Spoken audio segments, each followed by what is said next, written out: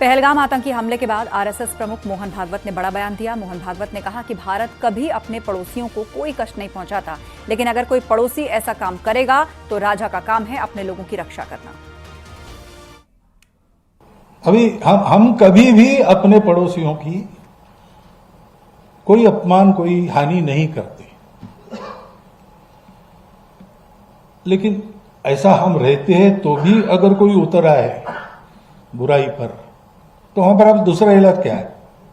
राजा का कर्तव्य है प्रजा की रक्षा करना, राजा अपना कर्तव्य करेगा। दोनों धर्म है, इसलिए गीता में अहिंसा का ही उपदेश है। अहिंसा का उपदेश इसलिए किया कि अर्जुन लड़े और मारे कि भाई हम तो किसी के दुश्मन नहीं है, द्वेष वगैरह हमारा स्वभाव नहीं है।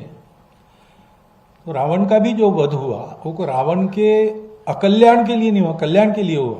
जब ये सिद्ध हुआ कि शिवभक्त रावण है, वेद ज्ञाता रावण है, उत्तम गवर्नेंस करने वाला रावण है, सब प्रकार का उसके पास अच्छा आदमी बनने के लिए जो जो चाहिए वो सब है, लेकिन उसने जिस शरीर और मन बुद्धि का स्वीकार किया है वो ऐसा है कि वो इस अच्छाई को उसके अंदर आने नहीं देगा, और कुछ भी करो उसमें अच्छाई भर नहीं सकते।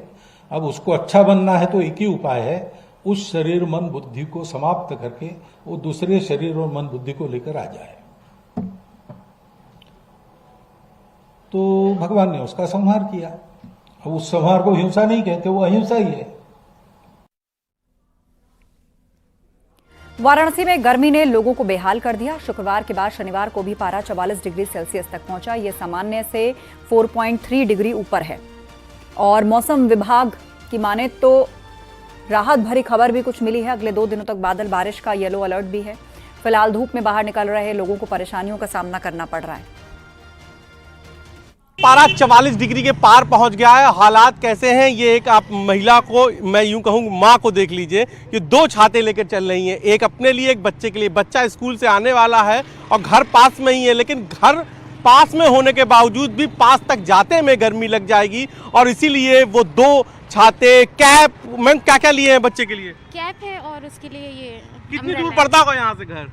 बस पास में ही। मतलब सोचिए कि 10 मीटर के लिए इतने इंतजाम करने पड़ रहे हैं। जी बिल्कुल बिल्कुल। 10 मीटर, मैडम का घर ये सामने है, 10 मीटर, और यहाँ बस कुछ देर में आने जा रही है, लेकिन उसके लिए आपको 2-2 छाते लेके चलना पड़ रहा है। अब आप आलन समझ लीजिए कि 44 डिग्री के पार मौसम है। आप ये देखिए, जो भी यहाँ पे खड़ा है मुंह ढक के खड़ा है, जो लोग निकल रहे हैं वो भी यहाँ पर आपको या तो पना पीते दिख रहे होंगे, बेल का शरबत, या किसी तरीके से राहत लेते हुए यहाँ पर नजर आ रहे हैं।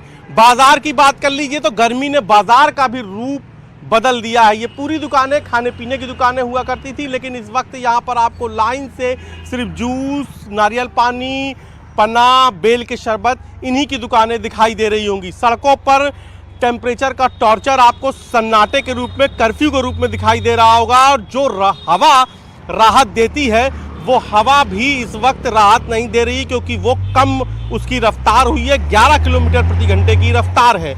मौसम विभाग की माने तो रविवार से कुछ राहत मिलने की बहुत थोड़ी उम्मीद है, और वो राहत हल्की बूंदाबांदी के रूप में, धूल भरी आंधी के रूप में मिल सकती है।